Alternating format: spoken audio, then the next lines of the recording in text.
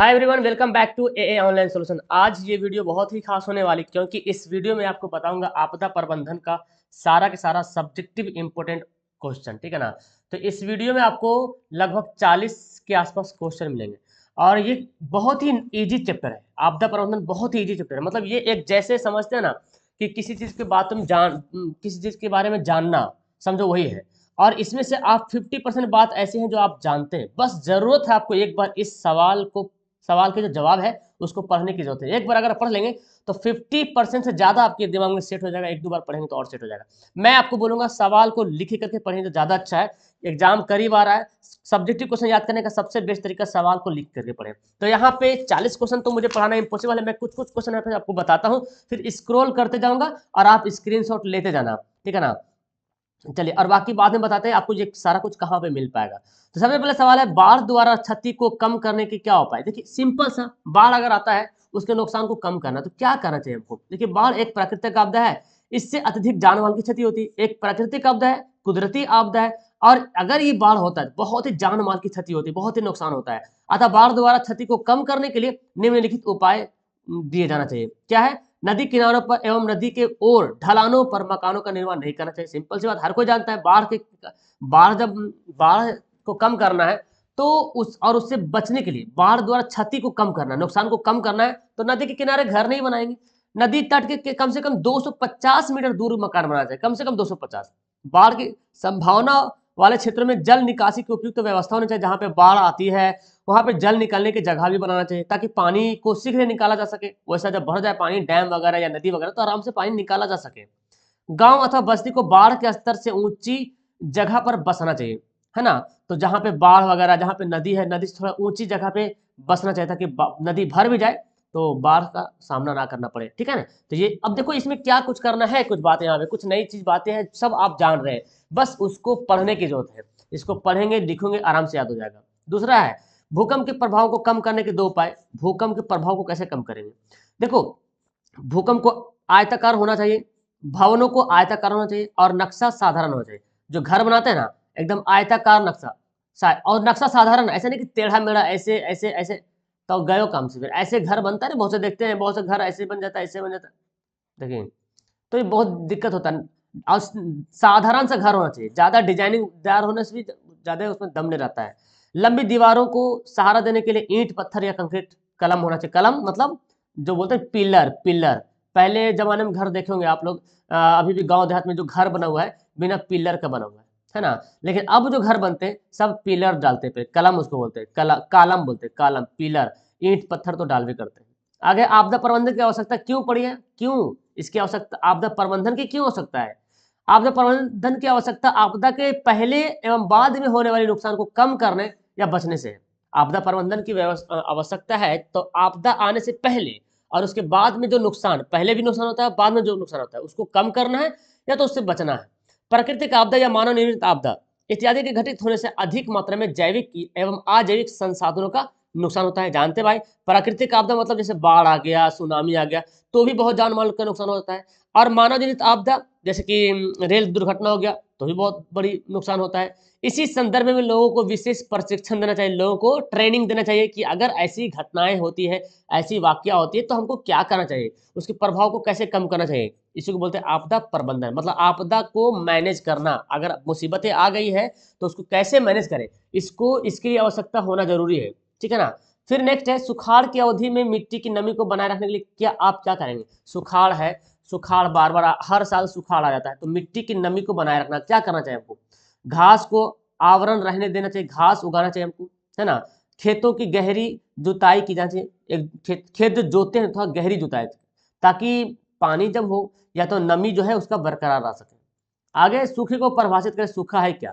देखिए, साल भर में 50 सेंटीमीटर से कम वर्षा होने एवं भूमिगत जल स्तर के गिरने से उत्पन्न जो समस्या होती है उसी को बोलते हैं सूखा। यानी कि एक साल में, जैसे मान लीजिए इस साल, अगर इस साल 50 सेंटीमीटर से कम वर्षा हुआ, वर्षा होने का जो पैमाना है कितना सेंटीमीटर वर्षा होना चाहिए, तो 50 सेंटीमीटर से भी अगर कम वर्षा होती है, या तो भूमिगत जल जैसे कुआं का पानी, या तो देखते हैं ना चापाकल का पानी गायब हो जाता है कि नहीं, सूख जाता है, तो अगर ऐसे होता है तो समझो सूखा का ये समस्या है। सूखे के कारण पीने हेतु पानी फसलों की सिंचाई हेतु जल उपलब्ध नहीं हो पाता। जब सूखा आ जाता है तो कल का पानी सूख जाता है ना। सिंचाई, फसल की सिंचाई तो और दूर की बात है, ये भी नहीं हो पाता है। सूखे का सबसे प्रमुख कारण भूमंडलीय ताप में वृद्धि। सबसे बड़ा कारण क्या है? भूमंडलीय ताप, यानी कि जो टेम्परेचर बढ़ रहा है, जिसको बोल सकते हैं ग्लोबल वार्मिंग, है ना। भूमंडलीय ताप जो हमारे पृथ्वी पे, भूमंडल पे जो सबसे गर्मी जो बढ़ रही है ना, इसी का सबसे बड़ा कारण है सूखा। देखिए, सुनामी से उत्पन्न तबाही से क्या बचने के लिए क्या उपाय करने चाहिए? सिंपल सी बात है, समुद्र तट से दूर घर बसाएंगे, समुद्र किनारे या तटबंध का मजबूत बनाएंगे, है ना, मतलब उसको जो बॉर्डर है सही बनाएंगे, मजबूत बनाएंगे। समुद्र तट पर अधिक संख्या में मैंग्रोव का पेड़ लगाएं। मैंग्रोव कौन सा पेड़ होता है? देखो, मैंग्रोव एक ऐसा पेड़ होता है, इसका जड़ें इस तरह से होती है, एकदम बहुत कंटीले टाइप का जड़ें होते हैं, और ये जड़ क्या करता है? मिट्टी को एकदम जकड़ के रखता है। ये मैंग्रोव वाला पेड़ है। आपको नहीं समझ में आता तो एक बार सर्च कीजिए गूगल में मैंग्रोव, या यूट्यूब पे सर्च कीजिए मैंग्रोव ट्री, है ना, तो आपको समझ में आ जाएगा। तो उसको क्यों लगाना चाहिए? आगे सवाल है, आकस्मिक आपदा प्रबंधन में स्थानीय प्रशासन की भूमिका क्या वर्णन करें? आकस्मिक मतलब एक ऑटोमेटिक इमरजेंसी में आ जाता है ना, इमरजेंसी आ गया उसका, तो स्थानीय प्रशासन है, जो जो स्थानीय प्रशासन मतलब डीएम एसपी जो भी है ना, उसको क्या करना चाहिए, भूमिका उसकी क्या होनी चाहिए? देखिए, आकस्मिक प्रबंधन आपदा जैसे संकट का सामना करने के लिए सरकारी एवं गैर सरकारी स्तर पर अनेक प्रयास किए जाते हैं, है ना। देखते हैं ना, सरकारी लोग भी हेल्प करता है और जो प्राइवेट आदमी है वो भी हेल्प करता है। परंतु आकस्मिक आपदा प्रबंधन में स्थानीय प्रशासन की भूमिका बहुत ही अहम होती है। क्या करते हैं उन लोग? आकस्मिक आपदा की स्थिति में राहत शिविर का निर्माण करता है। शिविर मतलब एक कैंप बनाता है ना, आपदा अगर आ गया तो। समाचार सामग्री की व्यवस्था, बहस खबर सुनते रहिए, क्या हो रहा नहीं हो रहा, सतर्क रहिए। प्राथमिक उपचार की सामग्रियों हो, मतलब डॉक्टर वगैरह कुछ हो गया तो प्राथमिक उपचार कराया जाए। डॉक्टर, एम्बुलेंस, अग्निशामक वगैरह सब इंतजाम रखता है। व्यवस्था करना प्रमुख कार्य, तो ये सब काम करना जो है किसका? स्थानीय प्रशासनिक, मतलब जो डीएम एसपी जो है ना, उसको बोलते हैं। आधिकारिक वर्ग शीघ्र राहत राशि, उचित देखभाल तथा आवश्यक सामग्री की व्यवस्था कर सकते हैं। अधिकारी जो होता है, अधिकारी जो वर्ग होता है, अधिकारी लोग जो होते हैं, उससे फिर राहत राशि दे। कुछ हो गया, किसी को तो नुकसान हो गया तो 2 लाख 1 लाख दे दे ऐसे भी होता है ना। उचित देखभाल सही हो, आवश्यक सामग्री की व्यवस्था कराया जाए, तो ये सब है। अब देखिए, सब सवाल को तो समझाएंगे तो बहुत ज़्यादा टाइम लग जाएगा। मैं ऐसा काम करता हूँ, इसको मैं स्क्रॉल करता हूँ, ठीक है ना। देखिए, आप इसको पढ़िए, इसको आप नोट कर स्क्रीनशॉट लीजिए। इसको देखिए, इसको भी देखिए, स्क्रीनशॉट ले लो। वीडियो को रोक के स्क्रीनशॉट लेते जाना, ठीक है ना। देखो, इसको स्क्रीनशॉट लो, इसके स्क्रीनशॉट लो। नेक्स्ट सवाल है, सवाल देखिए, बाढ़ के कारण एवं सुरक्षा संबंधी उपाय बताना है, ठीक है ना। स्क्रीनशॉट ले लो, इसको भी स्क्रीनशॉट ले लो जो लेना है। भूस्खलन के बचाव के किन्हीं 2 उपाय बताइए, तो 2 उपाय लिख लेना है। अच्छा, इसको मैंने रेड नहीं किया। सुनामी के 3 प्रभाव को लिखना है, ठीक है ना। आग आपदा के समय कौन सा उपाय करना चाहिए? सुखाड़ के लिए उत्तरदायी कारकों की विवेचना करें। भूस्खलन क्या होता है? भूकंप क्या है? नेक्स्ट यहाँ पे, इसका भी यहाँ पे आ जाओ। बाढ़ से होने वाली हानियों को बताइए। आपदा से आप क्या समझते हो? बाढ़ नियंत्रण के उपाय बताइए।